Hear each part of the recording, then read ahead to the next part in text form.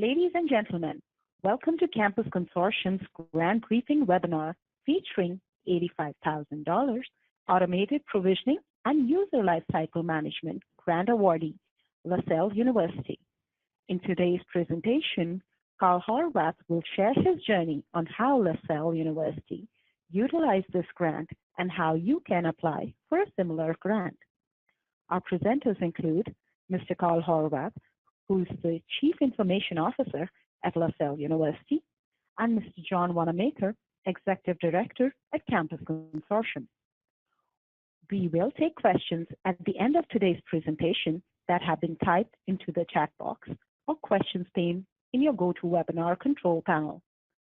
Without further ado, please allow me to present Mr. Wanamaker and Mr. Horwath. Over to you, John. Very good. Thank you, Sharon. Hi, everyone. Thank you for joining our webinar today. I do want to kick off the webinar giving a brief overview of the Campus Consortium. For those of you who are not aware, the Campus Consortium is a nonprofit organization that aims to reduce the cost of education throughout the world.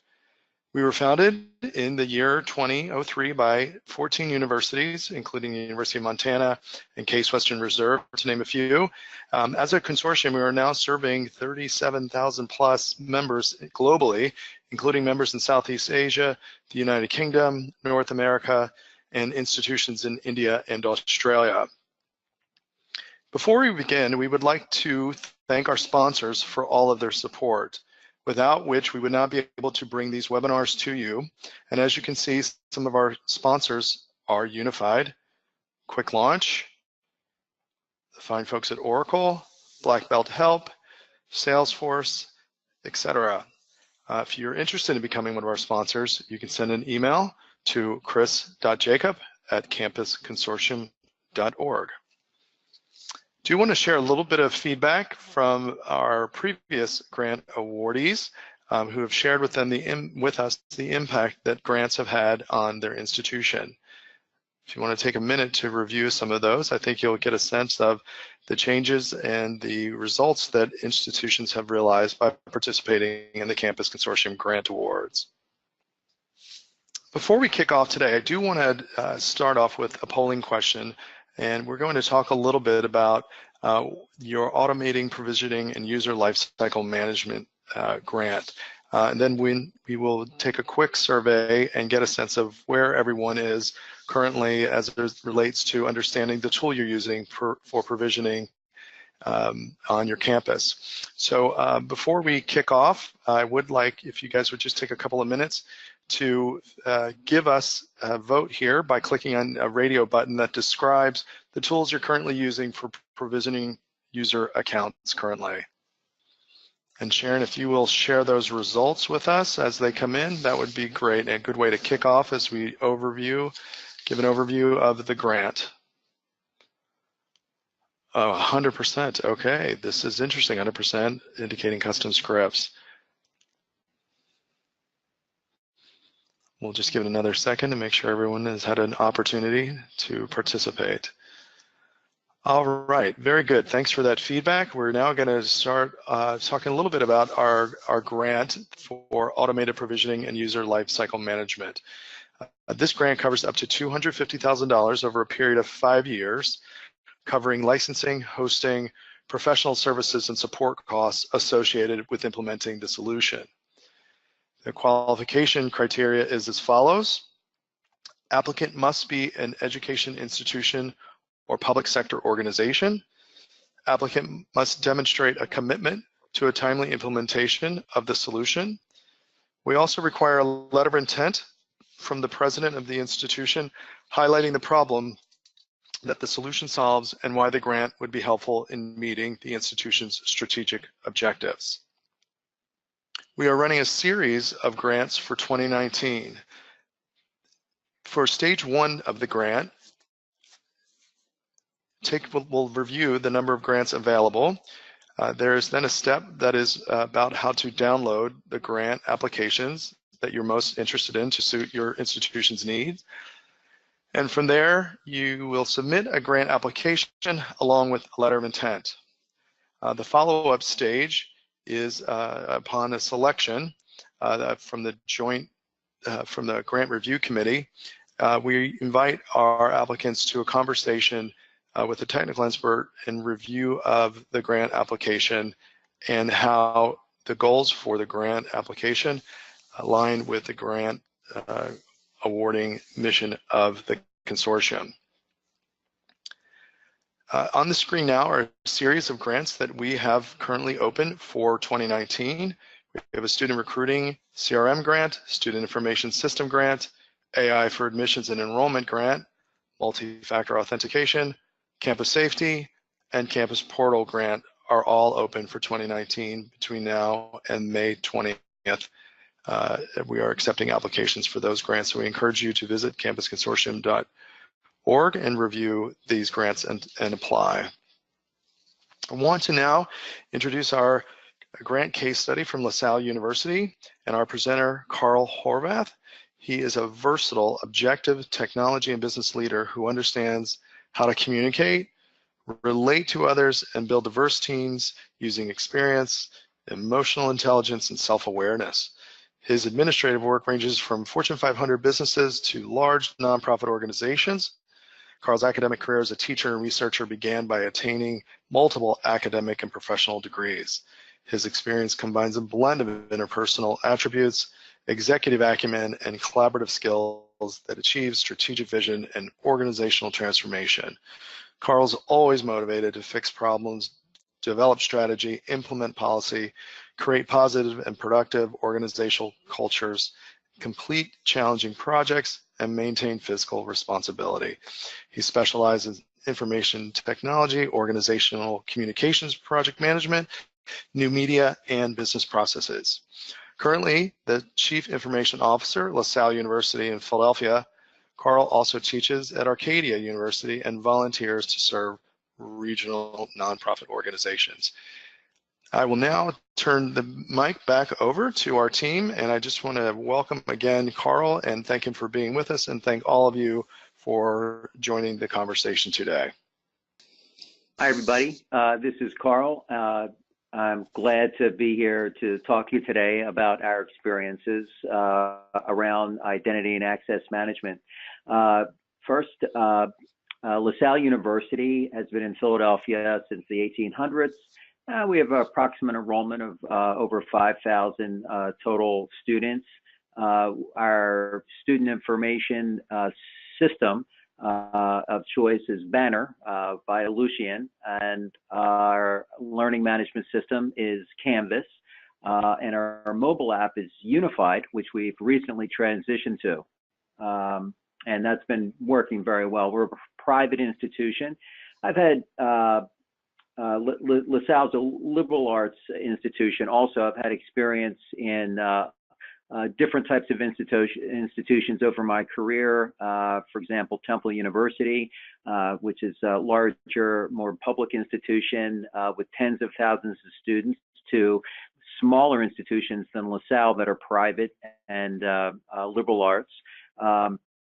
LaSalle University, compared to the larger institutions, definitely, although they're all nonprofits and we have to keep after the dollars, there's specific challenges with private not-for-profits, and especially the smaller ones where, as many know, there can be fiscal challenges and resource challenges in getting the work done.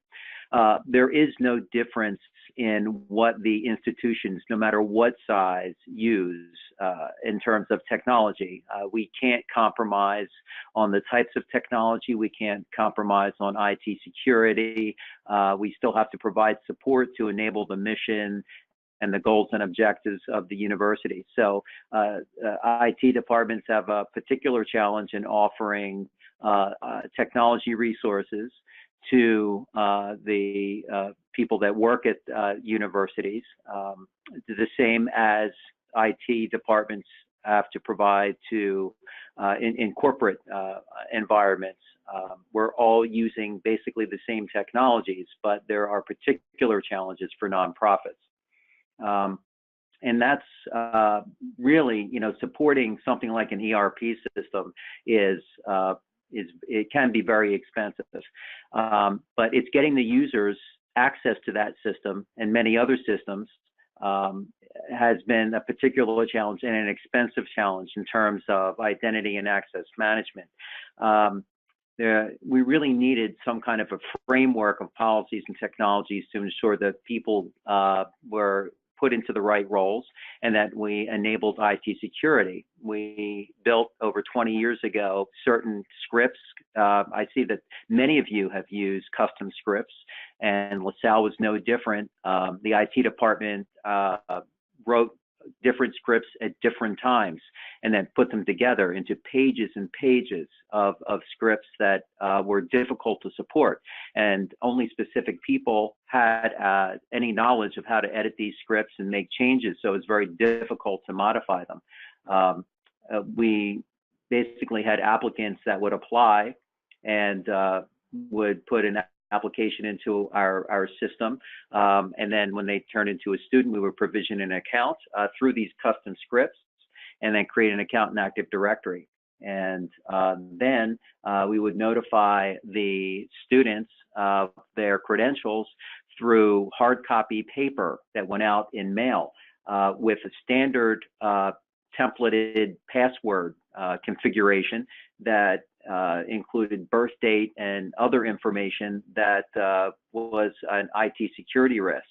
Once they got these credentials, that gave them access to the LMS, the student information system, and their email accounts. But these were all different systems. There was no single sign-on, and so there were different credentials for different systems. Needless to say that if a student forgot their password, then we would get a lot of support calls at the help desk. And so our number one stat was always password changes and helping students access these different systems. And we would have to reset the password, get back to the student, and that cycle would continue over and over again. And this was a challenge every semester, and continued on through the year. And most of our support went into making sure people had access. So we also had other challenges and difficulties. Aside from these custom scripts that were complex and were put together over long periods of time, and the vulnerability of the welcome letters that would go out with IT security challenges, we had increasing scrutiny from our auditors for having these lack of secure controls and inefficient systems that created exposure to not just the data, but our users' identity and their resources that they would use personally identifiable information. We really needed a solution for user onboarding, provisioning, and deprovisioning accounts. And we looked at multiple solutions that would provide, some kind of single sign-on solution and create temporary credentials for new and prospective students, and then automatically turn them into full-time current students that were part of the organization and would open up their role and access to different systems and services. We also needed secure systems for our staff and faculty to get to other systems that created confidential and financial information that were necessary for them to provide services for students. And we have very sensitive information that was requiring really multiple forms of authentication. We had no two-factor authentication. We also had many faculty and staff that needed to access sensitive information and systems from off campus. There's a growing population of employees at the university that really needed to work from home. But it wasn't just the need to work from home for the employees. it was also the necessity of creating disaster recovery as part of our IT security and business continuity plan. A situation where if the region lost electricity or there was some natural disaster, no one could come to work, that we could keep the university moving. And with the current system and the account creation and managing these identities, we could not support this. The other issue that we dealt with are constant IT security issues, phishing emails, and attempts at hacking into some of our systems and taking some of the identity of some of our users. We really had to harden the roles of our end users and protect them from any possible IT security issues. And so we had worked long and hard looking for other solutions that were very expensive. We looked at FIM, we looked at Ethos, we looked at multiple other identity and access systems. And we finally were able to, needless to say, they were very expensive and complex. And we were finally able to talk with Campus Consortium. We saw the opportunity for the grant, but it was not just that, not just applying for the grant. It was this solution going to be right for LaSalle University? Was it going to give us the resources, and would it be easily manageable for us? And after looking at the solution, it seemed to be the most versatile solution that was out there and adaptable to our environment. And it wasn't only adaptable and versatile, but it was agile. It could change based on our needs too. So we looked long and hard at this solution and what could be done. And it really has changed what we're able to do. We recently finished up a YubiKey implementation, which is hardware authentication device that we use for simple two-factor authentication. Works beautifully. We've also, did this just in time for an audit that is happening with our finance department, and that was one of the requirements, was to secure access to these sensitive systems. We also have smoothed and secured the provisioning and deprovisioning process, where we are no longer sending out letters. It was a happy day that we didn't have to print and mail letters any longer. And with the password change features, there's much less. Password changes are not our #1 issue at the help desk any longer. We've been able to redeploy a lot of the staff to different projects. So it's been a great success for us, and the grant has made this possible for us. Those of you in smaller schools or perhaps under-resourced schools know that you really need these solutions that other businesses and organizations have, but they're just out of reach because of affordability.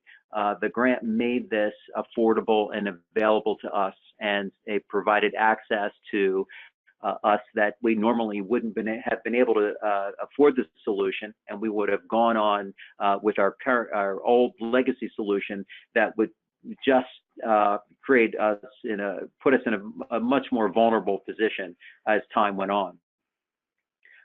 So we were able to get the grant and immediately start on the project. And I must say that the project was rapid.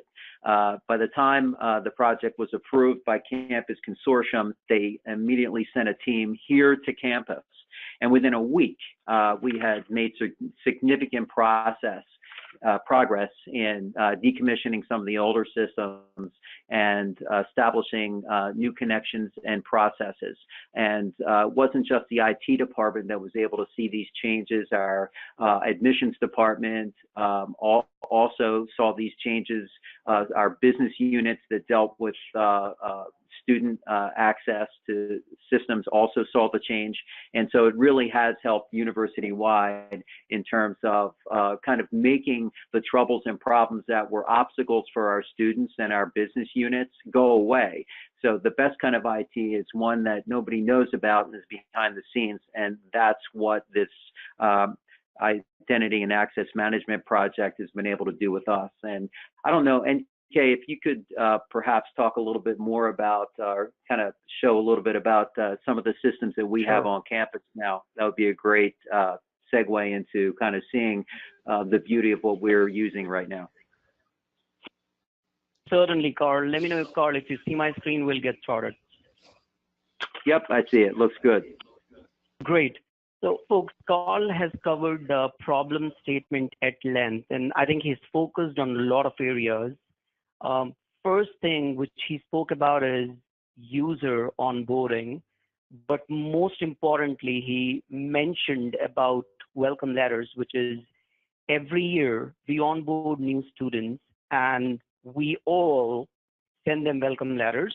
Some of you have put together some sophisticated processes wherein you give them not just the default password, but you give them the magic recipe behind the password.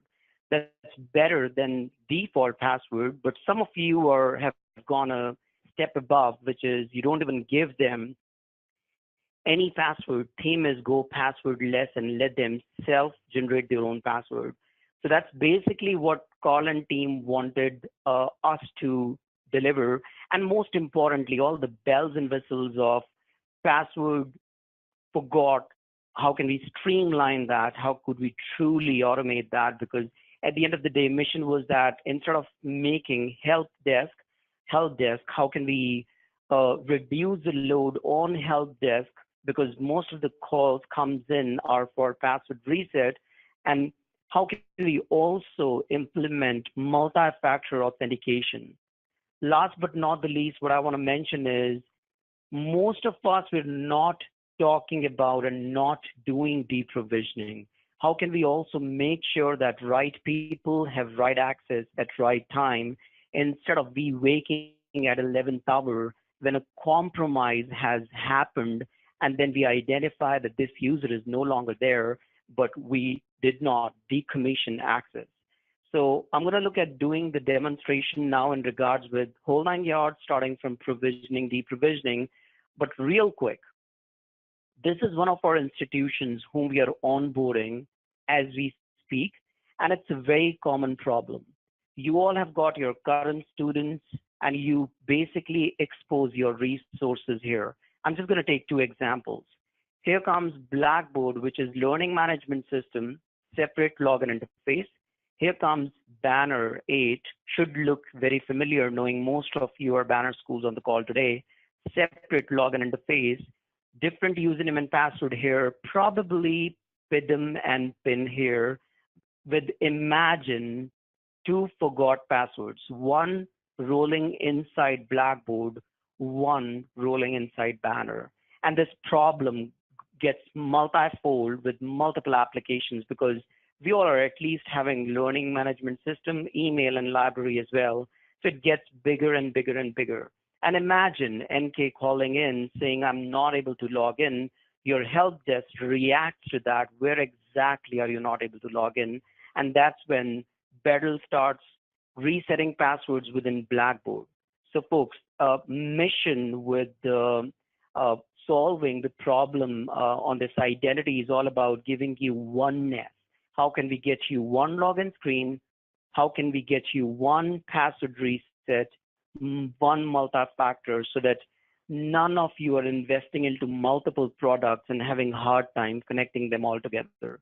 So what I'm going to look at doing is I'm going to look at using this PHP admin tool, which you see up on the screen, as my source of truth. Let's consider this as Banner. This should look extremely familiar. Here comes Active Directory, and I'm not going to pull up Banner, Canvas, email. I'm going to pull up identity screen, which is one stop in this example for New Mexico State, branded for them by them. So let's get going. I'm going to look at creating user into the system, and let's see how the automated provisioning takes place. So I'm just going to look at creating Carl. I'm going to just put Carl as first name, Carl as last name, and I'm saying Carl at the time of becoming student is obviously providing his personal email, cell phone, and we're going to create Carl as student. This is a typical user entry which happens inside your student information system. And from there, your custom scripts wakes up and they do the job of provisioning, deep provisioning. But at this point in time, typically, the solution which Carl has implemented should wake up. And as you can see, it has already created provision that account inside Active Directory.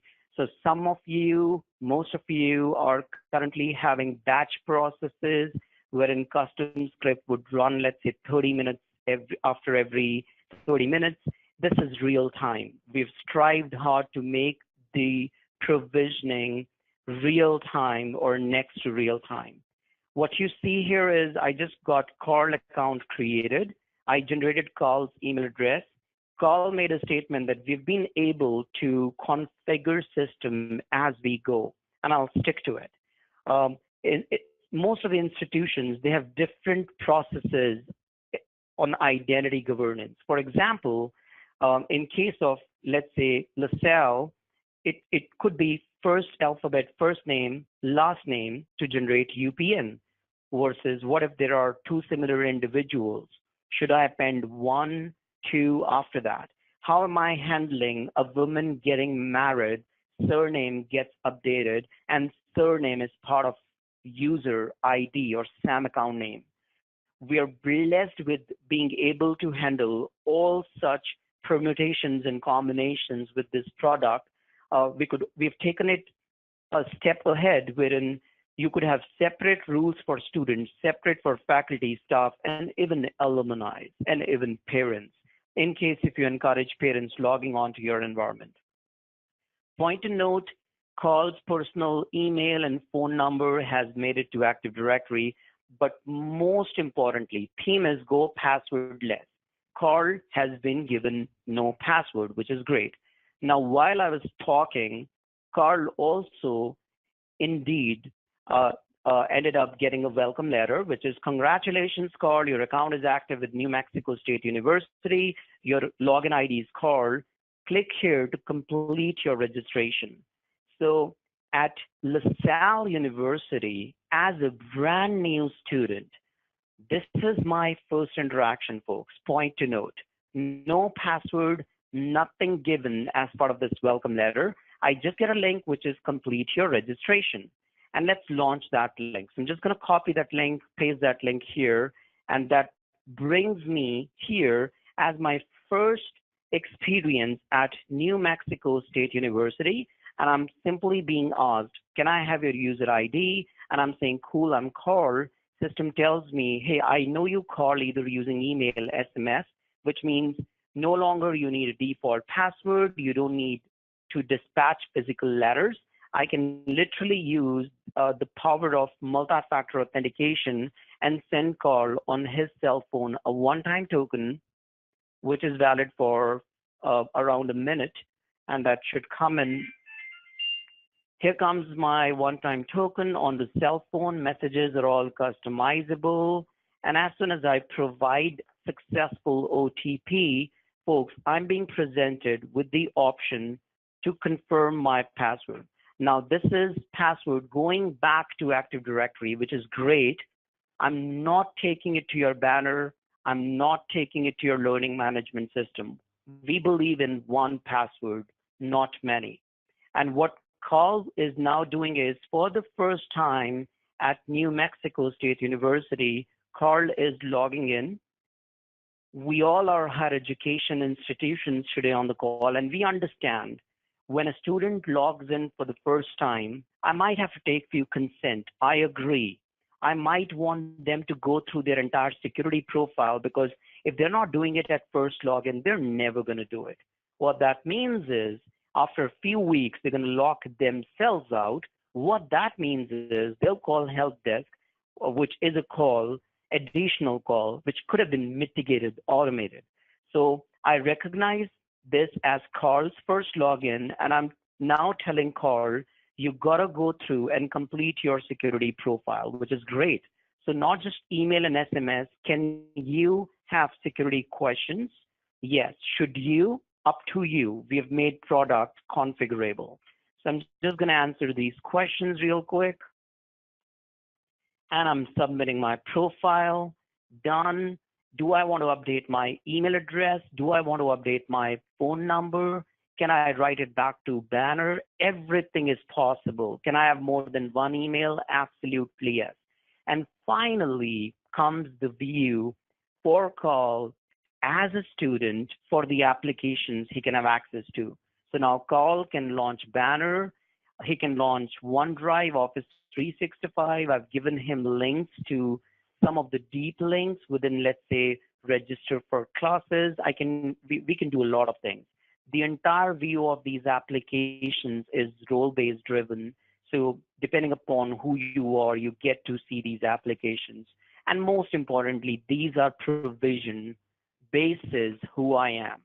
What I'm going to do is log out as Carl. Let's complete the journey of Carl. It's been 4 years. Carl has graduated, and Carl is now joining campus back as staff. It's a very common use case, happens with each one of us. Some of you might have questions. What if somebody is staff as well as part-time student? Yes, we do support all that as well. So I just made a change, hoping that that change gets propagated to Active Directory real time. That's the whole idea of having a powerful automated provisioning tool. Going to member off, here comes Carl is staff, excellent. That change is literally propagated in less than a second. Going back to my pre-login screen, Carl is going to log in once again, and let's see what happens if Carl tries to get into the system once again.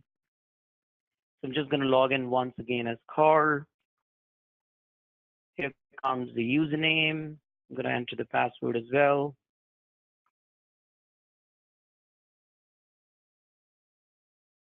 And at this point in time, I think there's some typo on the username. Here comes the username.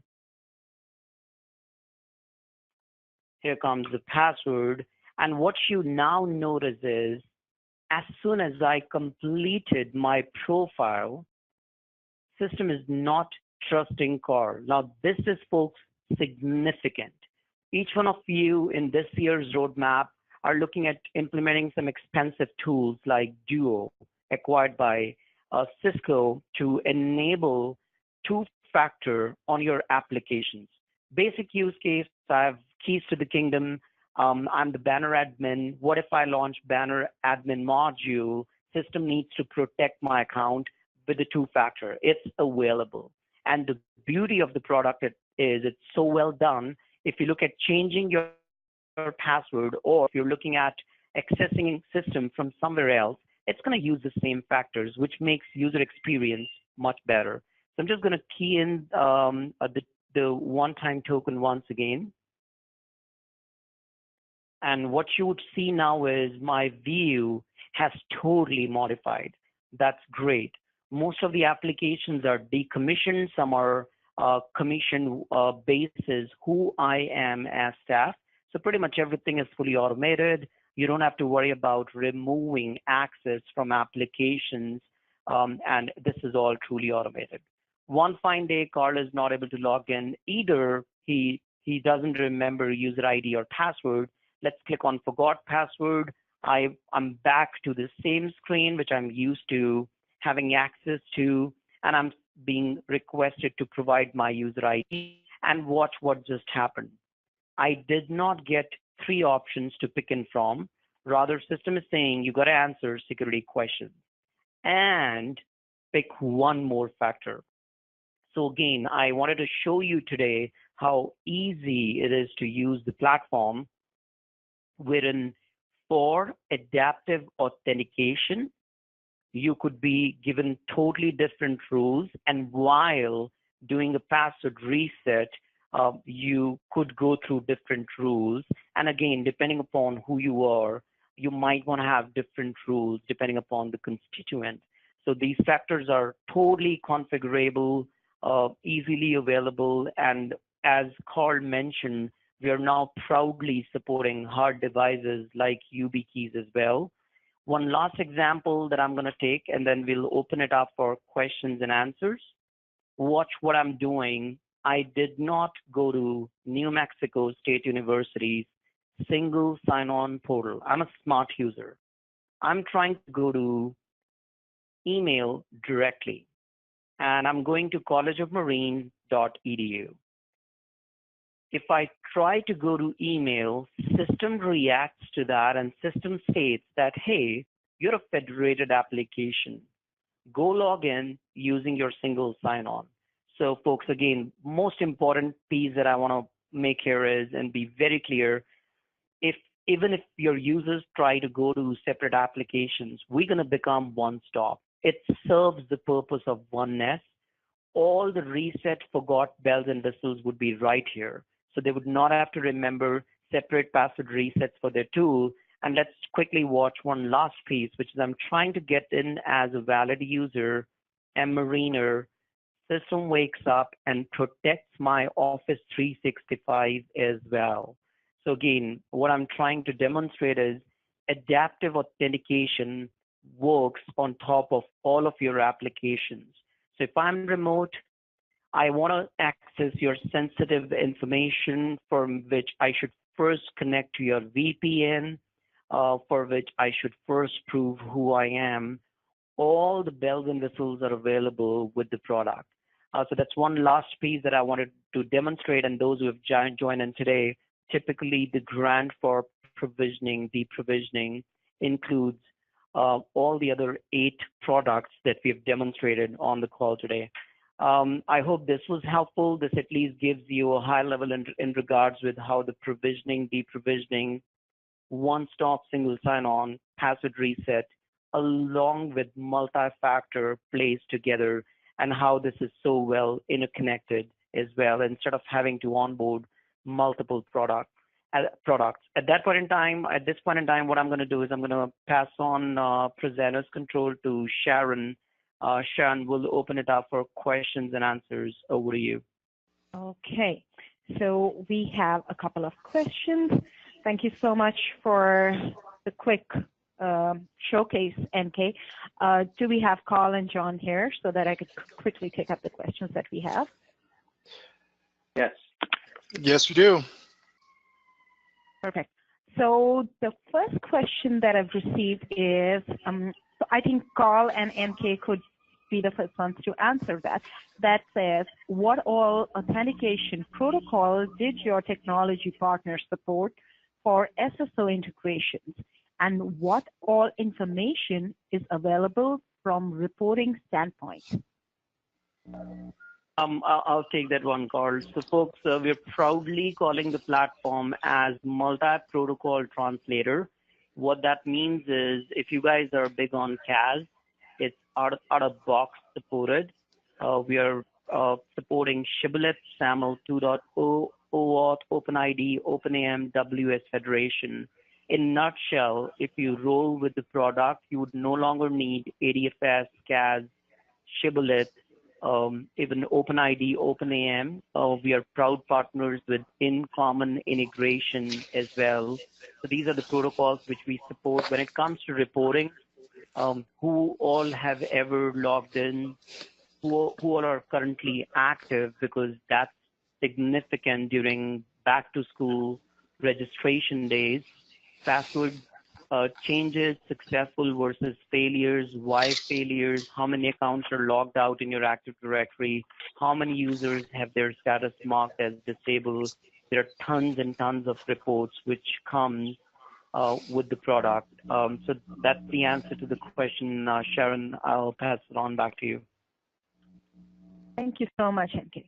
So the next question is by Derek, and he's asking, after 5 years, will the grant fund sustain at the same for its members, or will it change to the actual cost a technology partner charges us? Sharon, this is John. I can take that. I would like to say one of the benefits of being a member of the Campus Consortium is that the member is eligible for that same price even after those 5 years have expired. Perfect. Thanks, John. I think The next question also is for Campus Consortium. Is there a fee involved to become a Campus Consortium member? No, there's not a fee for charged for anyone to become a member of the Campus Consortium. Brilliant, thank you. So Rachel is asking us, what all factors are supported with MFA? We are currently supporting security questions and answers, multiple personal emails, multiple phone numbers. Working with Carl and team, we recently launched YubiKey. That's our first step towards hard token. So these are the 4 factors which are available. We'll soon be launching a push mobile app and Call Me, so that we could even call your phone numbers, landlines, and do a text to voice translation. So currently 4 in the roadmap, 2 more coming shortly within this year. Great, thank you so much. I'm going to take just 2 more questions. Let me quickly see which ones. So Hector's asking, how is Banner to Active Directory provisioning managed? That's a great question. And the way that's done, folks, is if you're running custom scripts, we would take over a copy of your script so that you don't have to explain us the entire business logic. I'm sure you're going to have a script for student, faculty, or staff, either separately or one. We would then go back to the drawing board with your team to understand what areas of improvement, knowing you'll be migrating, you would want to see. For example, with Carl and team, they gave us so many use cases they wanted to see as this new upgrade. We would then give you a magical view, which would be created inside Banner, which would help do provisioning, deprovisioning, real time, all the objects which you would want to migrate from Banner to Active Directory, including, most importantly, group information is what we'll configure from Banner to AD. This is codeless deployment. You don't have to write code. This is all, we proudly call it integration platform as a service, where you would simply go about drag drop configuration. So that's basically how we would roll. Those who would be interested, we can certainly do a one-on-one session with you more on the technical side of the house, showing you how the integration would be done.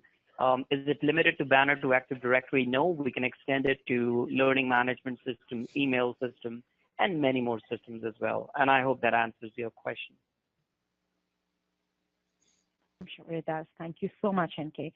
I'm taking up the last question. The last question is by Lily from Harvard University, and she's asking that, is it possible to submit an application without a letter of intent? John, would you want to take this?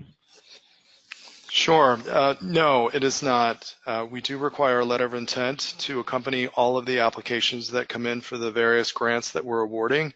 Part of this is we want to assure that we have the support of the institution at the top level in the way that the grant is aligned with other strategic initiatives in place at the institution, and that the institution is aware that we do come back to lean on our members of Campus Consortium to play a role in the thought leadership and the peer-to-peer instruction and the sharing out of information vis-a-vis webinars like this, as well as a series of ed talks that we do, different publications that we're participating in the way that we share out results and impact that grants are having on institutions. So we do participate in a number of white papers that we're publishing and case studies and success stories and the like. So we do like to know that the entire institution is keen on being a part of the membership of the Campus Consortium and sharing the vision and sharing the mission to help other institutions scale technology, as well as to do that at a